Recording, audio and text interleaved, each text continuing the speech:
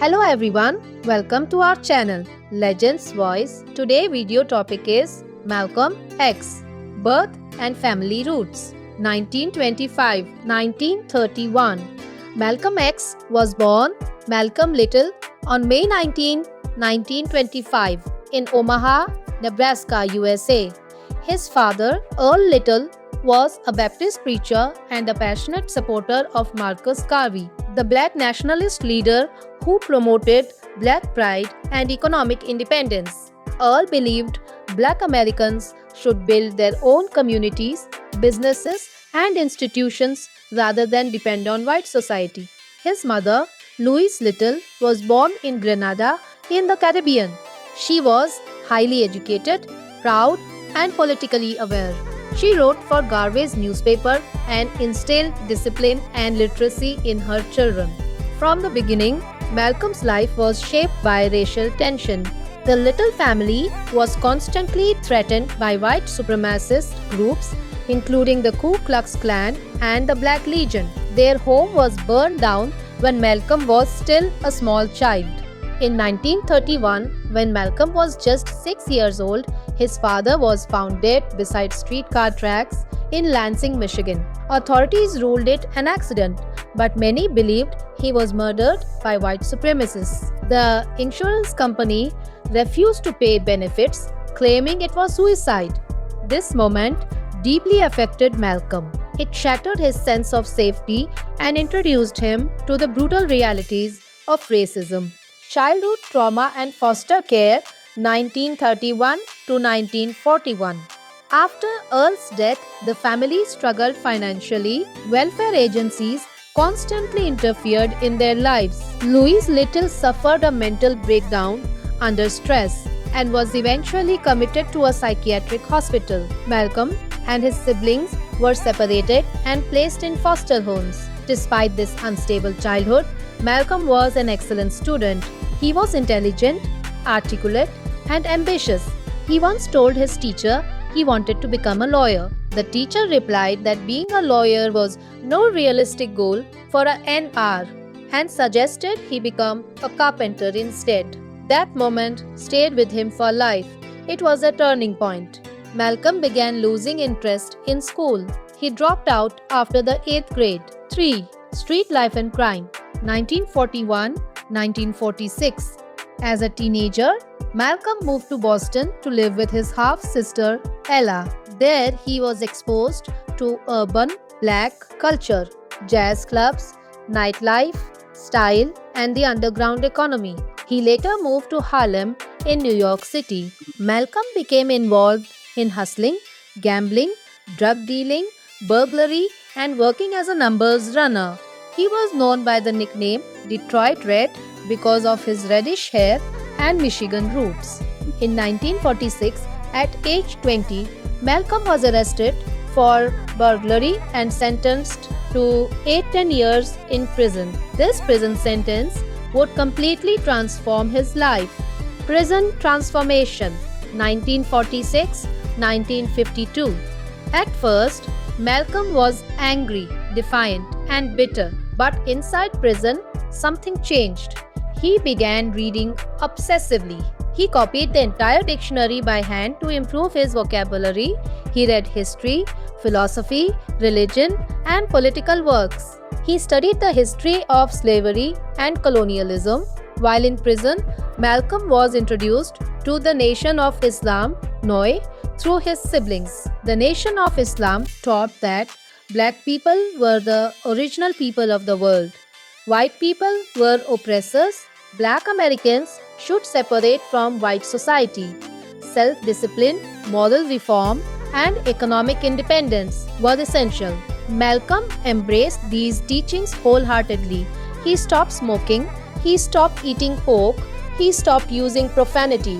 He replaced his last name, Little, with X, symbolizing the African name stolen from his ancestors during slavery. By the time he was released in 1952, Malcolm was no longer a street hustler. He was a man with a mission. Rise in the Nation of Islam 1952-1963. After his release, Malcolm met Elijah Muhammad, the leader of the Nation of Islam. Elijah saw extraordinary potential in Malcolm. Malcolm quickly became one of the organization's most powerful ministers and spokespersons. He established mosques across America and dramatically increased NOI membership. He was fearless, sharp, and uncompromising. His speeches criticized racism, police brutality, white supremacy, integration without justice. He rejected Martin Luther King Jr.'s nonviolent integrationist approach, calling it too passive. Malcolm believed black people had the right to defend themselves by any means necessary. Malcolm X had become one of the most controversial and recognized black leaders in America. Tensions with Elijah Muhammad. Despite his loyalty, tensions grew between Malcolm and Elijah Muhammad. Malcolm discovered that Elijah had engaged in secret relationships with multiple women in the organization, something that contradicted his moral teachings. Malcolm was deeply disillusioned. Then came the turning point. In 1963, after President John F. Kennedy was assassinated, Malcolm said the violence was chickens coming home to roost, meaning America was experiencing consequences of its own violent history. The Nation of Islam publicly silenced him for 90 days, but the relationship was already broken. In March 1964, Malcolm officially left the Nation of Islam. 7. Mecca and Transformation, 1964. After leaving NOI, Malcolm embarked on a pilgrimage to Mecca, Saudi Arabia. This journey changed him profoundly. In Mecca, Malcolm saw Muslims of all races, black, white, Asian, Arab, worshipping together as equals. It shattered his previous belief that all white people were inherently evil. He embraced Sunni Islam and took a new name, Al-Hajj Malik al-Shehbaz. His worldview expanded from black nationalism to a broader international human rights perspective. He began speaking about global unity, human rights, not just civil rights, internationalizing the black struggle, cooperation across races. This was a more mature, globally aware Malcolm. Final year and growing threats, 1964-1965, Malcolm founded Muslim Mosque, Inc., Organization of Afro-American Unity. He traveled across Africa and the Middle East, meeting heads of state and building international alliances.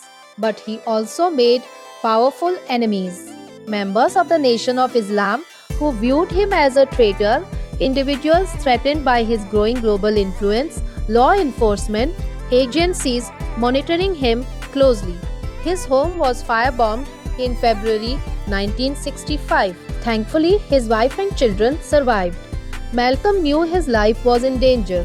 He once said, "I live like a man who is already dead." Assassination, February 21st, 1965. On February 21st, 1965, Malcolm was preparing to speak at the Audubon Ballroom in Harlem, New York. As he began addressing the audience, a disturbance broke out. Moments later, gunmen rushed forward and shot him multiple times. Malcolm X was 39 years old. He was pronounced dead shortly afterward. 3 members of the Nation of Islam were arrested and convicted, though questions about the full conspiracy and possible government involvement have remained for decades. In recent years, some convictions were overturned due to wrongful prosecution. Legacy: Malcolm X died young, but his impact was enormous. He transformed from a traumatized child to a street criminal, to a prisoner, to a fiery revolutionary, to a global human rights leader. His autobiography, written with Alex Haley, became one of the most influential books in American history. Malcolm's philosophy evolved over time.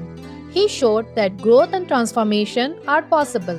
Today, he is remembered as a symbol of black pride, a champion of self-determination, a fearless critic of injustice, a man who constantly evolved in search of truth. His famous words still echo: education is the passport to the future. If you're not ready to die for it, put the word freedom out of your vocabulary by any means necessary. Conclusion: Malcolm X's life was not simple, it was intense, it was controversial, he began life in fear and racial violence. He died fighting for dignity and human rights. And between those two moments, he became one of the most powerful voices of the 20th century. Thanks for watching. Don't forget to like, share, and subscribe for more inspiring stories.